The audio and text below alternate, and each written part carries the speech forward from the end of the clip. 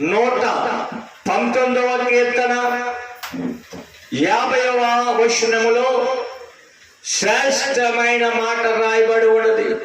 అందరము కూడా వాక్యాన్ని చదువుతాం. నీ వాక్యము నన్ను బతికించి ఉన్నది, నా బాధల్లో ఇదే నాకు నెమ్మది కలిగించుతున్నది. హల్లెలూయా. ఈ దినాలలో ఈ సమయంలో ప్రభువు యొక్క వాక్యం చదివిస్తూ ఉన్నది. ఏమిటంటే నీ వాక్యము నన్ను బతికిస్తూ ఉన్నది.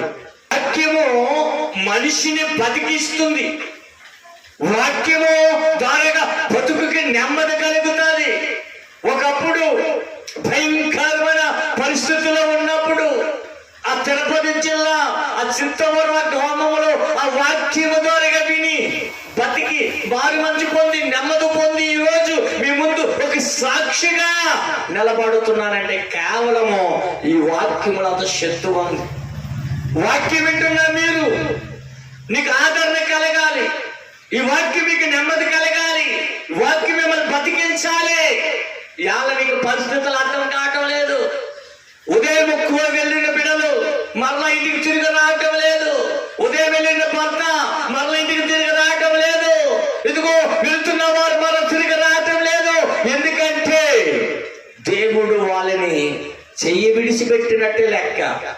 దేవుడు దూతల కావల ఉంటే, దేవుడు ఒక సన్నిధి తోడుగా ఉంటే, దేవుడు ఒక కాపుదాలు ఉంటే, నిన్ను బతికించాడంటే, ఇవాళ నువ్వు పట్టకట్టావంటే, ఇవాళ తింటున్నావంటే, ఇంకా తిరుగులాడుతున్నావంటే దేవుడు కృపని ఎడలాకి ఇచ్చుగా ఉన్నది. హల్లెలూయా.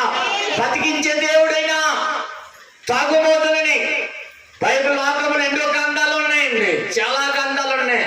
కానీ ఒక తాగుబోతుని మార్చిన గంధం, ఒక వ్యభిచారిని మార్చిన గంధం, ఒక నరంచుని మార్చిన గంధం ఏదైనా ఉన్నదంటే నేను ప్రకటిస్తున్నా నా పరిశుద్ధమైన గంధం ఇదే. ఇలా నీకు నెమ్మది కావాలని అందుకంటే ప్రభు మత్తయి సువార్త 11:28 ప్రయాసపడి భారమవుతున్న సమస్త జనులారా నా వద్దకు రండి.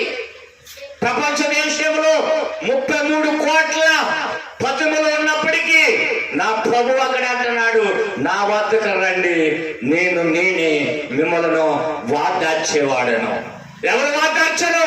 నీ తల్లి వార్చదు, నీ తల్లిదండ్రులు వాదార్చరు, నీ రక్త సంబంధులు వాదార్చలేరు, నీ అన్నదమ్ములు వాదార్చలేరు, నీ బంధువులు వాదార్చలేరు, నీ గ్రామంలో వారు వాదార్చలేరు. నా ప్రభు మాత్రమే నేను వాదార్చగలుగుతాడు.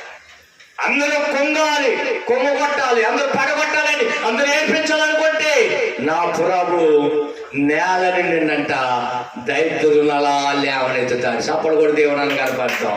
ఈరోజు నీ ఊరిలో నీ ప్రాంతంలో నిన్ను తొలగరిస్తున్నారేమో, నా ప్రభునికి విలువవ్వాలని ఈరోజు నీతో మాట్లాడుతున్నాడు.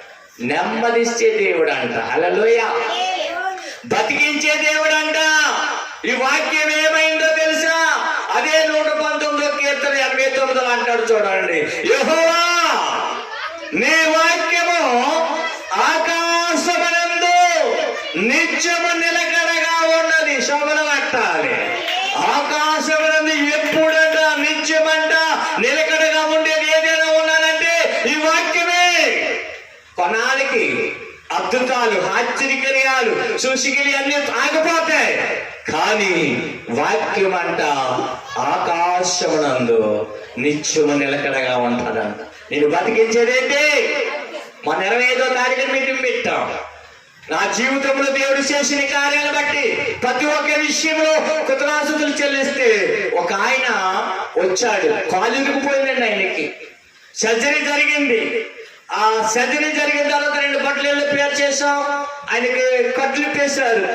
ఇప్పుడు తర్వాత డాక్టర్ గారు అన్నారంట మెలుగా నడుచుకుంటా ఉండొచ్చు, ఏం పర్లేదు అన్నారంట. ఆ రోజు నేను ఫోన్ చేశాను, అయ్యా మీటింగ్ జరుగుతుంది సాయంకాలం రా అంటే వచ్చాడు. పాట పాడాడు, వాక్యం అన్నాడు. వెళ్ళిపోయిన తర్వాత మళ్ళాడు అంటున్నాడు, నేను ఆదరించబడ్డానండి వాక్యం చేత. నేను ఎంతో నెమ్మది పొందాను, ఎంతో ధైర్యం పొందాను అనుకున్నాడంట. ఒక మాట అంటాను పాస్టర్ గారు, ఏమనుకోకుండా అన్నాడు. ఏంటో చెప్పండి అంటే, యశోరాజుకి పని పాట ఏమన్నదా? రామంటాడు, అంతమాట రామంటాడు అని తిట్టుకున్నాడంట. కానీ వచ్చాడు, ఏం పొంది వెళ్ళాడు? నొత్తు చెప్పండి. చెప్పండి, ఆ దైవజనుడు చెప్పిన మాటలు ఆదరణ కలిగిందంటే దానికి వాక్యం ఏమని చెప్పండి, నెమ్మది ఉంది.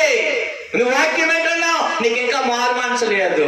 నువ్వు వాక్యం వింటున్నావు, ఇంకా పాపాన్ని విడిచిపెట్టలేదు. నువ్వు వాక్యం వింటున్నావు, తాగుడు విడిచిపెట్టలేదు. నువ్వు వాక్యం వింటున్నావు, దేవుడికి ఇచ్చే విషయంలో పర్ఫెక్ట్ గా నమ్మకంగా ఇవ్వలేకపోతున్నావు. అది నీలో ఏం పని చేయడం లేదు, వాక్యం ఫలించలేదు, వాక్యం నీలో వెళ్ళటం లేదు. వాక్యం ఎలాగెళ్తుందో చెప్పనా, ఎబ్రీ పత్రిక 4:12 చూడండి, చాలా శ్రేష్టమైన మాట ఉంది. దేవుడు వాక్యానికి చోటు ఇవ్వాలి నువ్వు. ఎందుకనగా దేవుడు వాక్యము సజీవమై బలమైనదే, రెండంచుల వంటి ఖడ్గము కంటెను వాడిగా ఉండి పానాత్మలను కీలులను ములుగులను విధాలుగా వట్టుడుకు దూషితూ హృదయమగా తలపు ఆలోచనలు శోధించుతున్నది. హల్లెలూయా. వాక్యం ఎటువంటి దయ ఉందంట, దేవుడి వాక్యం సజీవమే ఉంది, బలంగా ఉందంట, రెండోంచుల ఖడ్గమై ఉందంట. ఇది ఎలా ఉండాలి, ప్రాణాత్మలకు కీలుకు ములుగులకు విధాలుగా దూసుకు వెళ్ళిపోయే హృదయాల్లో మన అన్ని డివైడ్ చేస్తుందంట. నన్ను మార్చినది చిన్న వాక్యం అండి. హల్లెలూయా. నన్ను మార్చింది చిన్న వాక్యం. కీర్తన గ్రంథం 1:1 తీయకుండా చూడకుండా చెప్పండి. దుష్టుడు ఆలోచన చెప్పిన, చూడండి, మీరు రక్షించబడిన మీరు, రక్షణ పొందిన మీరు, బంధనాలకు వస్తున్న మీరు, దేవుడిని ఆరాధిస్తున్న మీరు, భాషలు మాట్లాడుతున్నారు, దర్శనాలు చూస్తున్నారు, పాటలు పాడుతున్నారు, అన్ని చేస్తున్నారు. కానీ మీ సావాసం ఎవరితో ఒకసారి చెప్పండి. నిన్న శుక్రవారం 30వ తారీఖున ఒక మందిర ప్రతిష్టకి వెళ్ళాను నేను. ఆ మందిర ప్రతిష్టకి వెళ్ళి కూర్చుంటే ఆ 5,000 మండలంలో ఒక ప్రెసిడెంట్ గారు నేను ప్రెసిడెంట్ గారు వచ్చారు, కూర్చున్నారు. వందనాలు పాస్టర్ గారు అన్నాను. వందనాలు. ఆయన వచ్చి నన్ను చూసి అంటున్నాడు, మీరు ఎక్కువగా దేవుణ్ణి ఆరాధిస్తారు, హల్లెలూయా, మీరు ఎక్కువ వర్షిప్ చేస్తారు దేవుడికి అంటున్నాడు. ఎందుకు చెప్పాడా మాట చెప్పండి, ఏదో చెప్పండి అమ్మా ప్రశాంతి. ఎందుకు అన్నాడు ఆ మాట చెప్పండి. ఏం చూసి చెప్పేశాడు, మన ముఖము ఆరాధిస్తున్నప్పుడు ముఖము ఏమైపోతుంది, రూపాంతరం చెందేస్తుంది. వచ్చి కూర్చున్నాను అంటున్నాడు, మీరు వచ్చి ఎక్కువ చేస్తారు, మీరు బాగా దేవుడిని ఆరాధిస్తారు. ఆరాధన అంటే నాకు ఇష్టం అండి. ఆరాధనలోనే నా జీవితం మారింది. ఎక్కడో వెనకాల కూర్చుని ఏడుతున్నాను మా ఆత్మీయ తండ్రి సంఘంలో. తాగుమోతుగా ఉన్నాను, తిరుగుమోతుగా ఉన్నాను, ఎత్తుకు పరికరాలు కూడా ఏడుతున్నాను. అయ్యా, ఈ స్థలానికి నన్ను తీసుకొచ్చా, నాతో మాట్లాడవా, ఇల్లు లేదయ్యా అని మాట్లాడుతుంటే ఆరాధనలో నా దేవుడు నన్ను ఎంతగా అభిషేకంతో నింపడమే కాదు, వాక్యం అంటే ఇదిగో దుష్టుడు ఆలోచన చెప్పడం నడుస్తున్నా, పాపల వాక్యన అసహ్యం కూర్చున్నవా, నా బతుకంతా అటువంటిది. తాగుతున్నా, నాతో తిరుగువాన్ని, సినిమాలు తిరుగువాన్ని. ఆ రోజు ఆ వాక్యం నా జీవితాన్ని ఏం చేసేసింది, సరిచేసేసింది. నీ వాక్యం నన్ను ఏం చేసింది, ఇప్పుడు బతికించింది. నాకు నెమ్మది లేదు, ఒకప్పుడు సంతోషం లేదు, ఆనందం లేదు నాకు, కానీ బతికించింది. ఆ వాక్యం ఆకాశం నిలకడగా ఉందని ఎరిగి ఉన్నాను. ఈ వాక్యం ఏమవుతుందంట, జీవాత్మ ఇచ్చి బలమైంది, జీవమైంది, ఏమైపోతుంది, ముడుగుల్లోకి దూసుకెళ్ళిపోతుంది. నువ్వు దేవుడికి చోటు ఇవ్వాలి. రక్షణ పొంది ఇంకా మందు తాగుతుంటే, మందు తాగిన వాళ్ళకి నరకమే. ఏంటంట నరకమే. మేము తాగకపోతే ఉండలేమండి అంటారు. ఉండలేవో తర్వాత తెలుస్తుంది నీకు. అక్కడ ఒక దైవజనుడు చెప్పాడు, పెద్ద సేవకుడు, అనుభవం గలవాడు. మనిషి అనుకుంటాడంట, ఏమి తిందాము, ఏమి తాగుదాము, ఏమి ధరించుకుందాము, ఏమి సంపాదించుకుందాము, ఇదే బతుకు అనుకుంటాడంట. కానీ నిజమైన బతుకేంటో తెలుసా, చచ్చిన మళ్ళాడే నీ జీవితం స్టార్ట్ అవుతుంది అంట. హల్లెలూయా. ఎలా తెలుసండి పాస్టర్ గారు, నిజముగా క్రైస్తవులో ఉన్న రక్షణ పొందిన వాడంట, రక్షించబడిన వాడంట చనిపోతానంట ఒక సి మినిస్టర్ కానీ, ఒక ప్రైమ్ మినిస్టర్ కానీ, ఒక గవర్నర్ లేని ఒక ఘనత అంట దేవదూతలు ఆకాశం నుండి కిందకు దిగి వచ్చి ఈ మనిషి ఒక ఆత్మను తీసుకెళ్లి వెల్కమ్ పలికి దేవుడి సన్నిధికి తీసుకెళ్ళిపోతాడు. తప్పులు పట్టండి. ఎక్కడుంది, లోకాసు వార్తలో ధనవంతుడి పేరు రాయలేదు, రాశాడా? రాయలేదు. ఎవరి పేరు రాశారు? లాజరు పేరు. లాజరుని దేవుడు ప్రేమించాడు, కానీ ధనవంతుని ప్రేమించాడు. ఎందుకు చెప్పండి?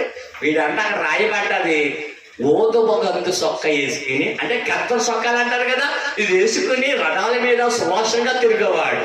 కానీ వాడికి ఇతనికి తేడా చెప్పండి. ధనవంతుడు ఎక్కడ ఉన్నాడు? ఎంజాయ్ చేస్తున్నాడు. ఈ పేద లాజరు కురుపులతో వాడి పట్ల రొట్టు మొక్కలు ఎరుకుని తిన్నాడు. ఇక్కడ దైత్యం అనిపించవచ్చు, కష్టపడవచ్చు, కానీ వెల్కమ్ ఎలా ఉంది? స్వాగతం చెప్పాలి.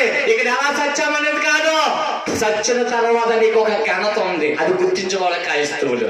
నేను అందుకే ఎవరికి నచ్చినా నచ్చకపోయినా ఎవరికి ఇష్టమైన ఒక మనకి చెప్పి ఇలా చదివించే వాక్యం అంటే మీరు అందుకే విరోధం అయిపోతారు అందరికీ. అందుకే సత్యంగా రాట్టేదాన్ని. ఓ మాట చెప్పడానికి అన్నాను, చెప్పాను పాస్టర్ గారు అన్నాడు, వీళ్ళకి విరోధం అవుతున్నాను కానీ నేను దేవుడికి ఏమైపోతున్నాను, వీళ్ళకి దూరం అవుతున్నాను, నా దేవుడికి నేను అద్దుకుంటున్నాడు నా యేసయ్య. నేను మనుషులకి నచ్చితే ఎవరు దూరం అయిపోతాను? గడిగా చెప్పాలి. వాక్యం ఏమవుతుంది? దూసుకెళ్ళిపోవాలి, హృదయాల్లోకి, గుమ్ముకు మురుగుల్లోకి, ఎముకల్లోకి వెళ్ళిపోవాలి. మా ఆత్మీయతండ్రి గారు అంటూ ఉంటారు నన్ను, అబ్బాయి వాక్య విషయంలో ఎక్కడ రాజ్యం పడినా పర్లేదు, వాక్యంలో రాజ్యం పడకు. ప్రభు నేను పేరు పెట్టి పిలిచాడు, ప్రభు నేను నమ్మి పిలిచాడు, నీకు నమ్మప్పు చెప్పాడు, వాక్యంలో రాజ్యం పడగా రాజ్యం పడద్దా. ఎందుకు చెప్పనా? రాజ్యం పడితే నేను రేపు ఏం చెప్పాలి దేవుడికి? లెక్క చెప్పాలి. అందుకే గలతీయులకు రాసిన పత్రిక 1:10 అంటాడు చూడండి. అపోస్తలుడైన పౌలు పదే చెప్తాడు గలతీయులకు రాసిన పత్రిక 1:10 ఏ మాట చెప్పాడు వినండి. ఇప్పుడు నేను మనుషులకైనా సంపాదించుకోరుతున్నానా, దేవుడి దయను నేను మనుషులలో ఎప్పటికైనా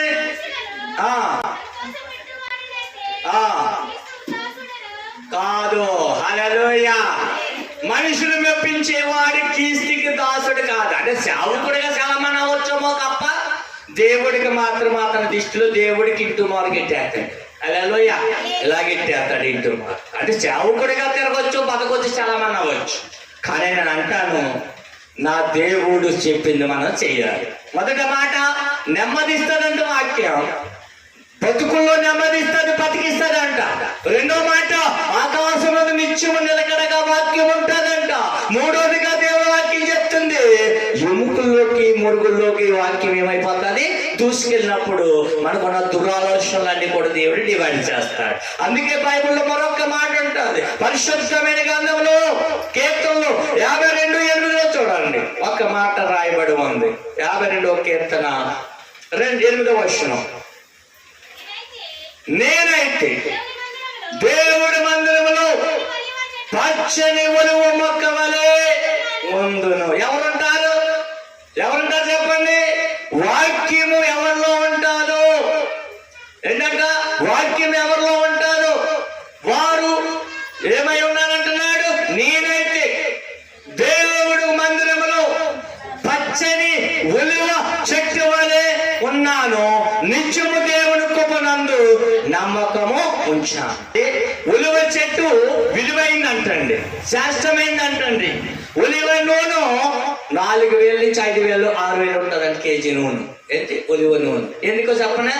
ఆ ఒలివ నూనె ఎడారిలోనైనా అడవుల్లోనైనా ఎక్కడైనా అంట అది ఎప్పుడు కూడా పచ్చగానే ఉంటుందంట. ఎందుకు చెప్పనా? ఆ చెట్టు ఒక వేరులు భూమి అడుగు బాబులు నాటబడి ఉంటుందంట ఆ చెట్టు. హల్లెలూయా. ఇవాళ దావీదు ఏమంటున్నాడు? నేను వాక్యం వల్ల నెమ్మది పొందాను, వాక్యం నాకు నెమ్మది ఇచ్చింది, వాక్యం నిత్యము నిలకడగా ఉంది, వాక్యం నా హృదయంలో దూసుకెళ్ళింది కనుక, డివైడ్ చేసింది కనుక నేను ఇప్పుడు నుండి మందిరంలో పచ్చని ఒలివ మొక్క వలె ఉంటాను. ఉండడమే కాదు, నా ప్రభునందు నేను నమ్మకము ఉంచాను. నమ్మకం ఉంచేవాడు పాపానికి చోటేవాడు. హల్లెలూయా. నేను ఒలివ మొక్కలా ఉండాలనుకున్నవాడు పాపము జోడుకు పోవడం. తెలుసా మీకు? చాలా దారుణం ఏంటి చెప్పన? డబ్బు సంపాదించడానికి మానవుడు అనేక అవతారాలు ఎత్తుతున్నాడు. నన్ను చూసేవాడా నిత్యము కాసేవాడు, కూర్చుండుట, లేచుట, నడుచుట, పడుకుట. చూస్తున్నాడా లేదా మనల్ని? నోటితో చెప్పాలి. మరి చూస్తున్నానని చెప్పినప్పుడు ఆరాధనకి ఎన్ని గంటలకు రావాలి? అమ్మా 9 గంటలకు ఆరాధన అంటే కనీసం ఒక 5-10 నిమిషాల్లో రావాలి. ఇంటి పక్క నుండి కూడా, ఈ ఊరిలో ఉండి కూడా మనం ఏం చేస్తున్నాం? రాలేకపోతున్నాం. అంటే నీకేముంది ఇప్పుడు? నువ్వు ఉలువు మొక్కలా కాదు, గోంగూర మొక్కలాగా బతకాలనుకుంటున్నావు. గోంగూర మొక్క ఏమవుతుందమ్మా? ఋతమ్మా ఎండిపోతుంది, వాడిపోతుంది, కొద్ది రోజులు ఉంటుంది, తర్వాత చచ్చిపోతుంది.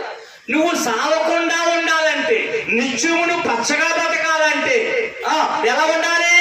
ఉలువ మొక్కలాగా ఉండాలని. అందరికీ ఉంటుంది ఉలువ మొక్కలాగా ఉండాలని, కానీ కష్టం. కానీ కష్టమైనా సరే ఇక్కడ ఎందుకు జరుగుతుంది పరిచర్య? ప్రభు నాకు అప్పు చెప్పాడు, మమ్మల్ని నమ్మాడు, నమ్మి పని అప్పు చెప్పాడు. మరి నిన్ను కూడా నమ్మి తీసుకొని సత్యంలో కూర్చోబెట్టినప్పుడు మనం నమ్మకంగా ఉండాలి కదా. పాటలో నమ్మకంగా ఉండాలి, ఆరాధనలో నమ్మకం ఉండాలి, పై అరగెత్తుకుని రావాలి, ఏ టైం అయినా రావాలి, ఏ మీటింగ్ అయినా రావాలి, ఎక్కడైనా రావాలి, అన్ని విషయంలో నమ్మకంగా ఉండాలి. మరి నమ్మకంగా ఉంటున్నారా? నమ్మకంగా ఉంటే నువ్వు పచ్చల ఉలువ మొక్క వల్ల నీ కుటుంబం ఎప్పుడు పచ్చగానే ఉంటారు. బైబిల్ ఇంకొక మాట అంటాడు, అదే అధ్యాయం 52:1 చూద్దాం. నీ కృప చెప్పున నన్ను కరుణింపుము, నీ వాక్యము బహుము చెప్పిన నా అతుక్కములను తుడిసివేయము. దేవుడి ప్రార్థన దావీదు డిఫరెంట్. దావీదు ప్రత్యేకించబడిన వాడు. ఈ 150 కీర్తనలు కూడా ఎక్కువ కీర్తనలు రాసింది ఎవరంటే దావీదే. ఈ దావీదు రాసిన కీర్తనలో అంటున్నాడు, దేవా అక్కడేమన్నా నేను ఉలువ మొక్కగా ఉంటానన్నాడు, కుప్పనంత నమ్మకుంచుతానన్న ఆయన. మొదటికొచ్చిన మొదలెట్టింది ఇక్కడ ముగింపు అలాగే ఇచ్చాడు. ఏమంటున్నాడు? దేవా నీ కృప చెప్పున నన్ను, అంటే నన్ను క్షమించు, ఒకసారి జాలి చూపు, లేక దయచూపు, నీ వాక్యములు చెప్పిన నా అంటే నా పాపములన్నీ తుడిసివేయి. తుడిసేసుకుంటాం అంటే బాత్రూమ్ తీసుకున్నప్పుడు మనం ఏం చేస్తామమ్మా? నోట్లు చెప్పండి, తుడిచేసుకుంటాం, కడిగేసుకుంటాం. కడిగేసుకున్న తర్వాత మరలా అంటించుకోవచ్చా? నోటితో చెప్పాలి. వినపడుతుంది నాకు.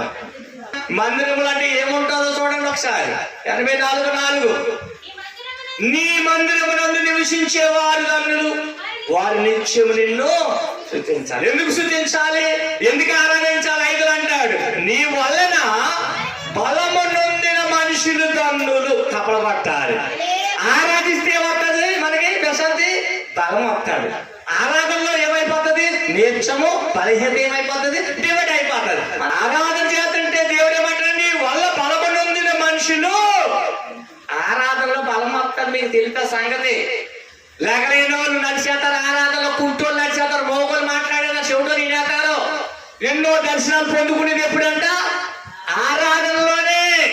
నేను అందుకే ఎక్కువ ఆరాధన చేయడానికి ఇష్టపడతాను. ఆరాధనలోనే నా దేవుడు నన్ను దర్శించాడు కాబట్టి, నన్ను దర్శించిన దేవుడు మిమ్మల్ని దర్శిస్తాడని ఆశతోనే ఎక్కువ ఆరాధిస్తూ ఉంటాను. అధికములు తుడిచే దేవుడు ఉలువ మొక్కగా ఉండాలంటే ముందు ఎక్కడ నివసించాలి? మీరు అందరనే దేవుడి మందిరమునందు. నందు నివసించాలంటే ముందే ఉండాల, మనసు ఉండాలి. అవునా? మనసు లేకపోతే మందిరం ఆవారంలోకి రాలేరు. ఆదివారం వస్తారు, మళ్ళీ ఆదివారం దాకా మందిరం వైపు మనం చూసే పని మనకు పరిస్థితి లేదు. మేము ఆదివారం భక్తులు మాత్రమేనండి. పరలోకమ సంగతి తర్వాత మాకు ఖాళీ లేదు. నేను అంటాను, గతంలో దేవుడు చెప్పాడు, మళ్ళీ చెప్తున్నాను, శనివారం అంటే పరిశుద్ధాత్మ కూడుకులో పాలు పంపులు పొందకుండా దేవుడి రాజ్యంలో వెళ్ళడానికి అవకాశం ఎంత మాత్రమో లేదు.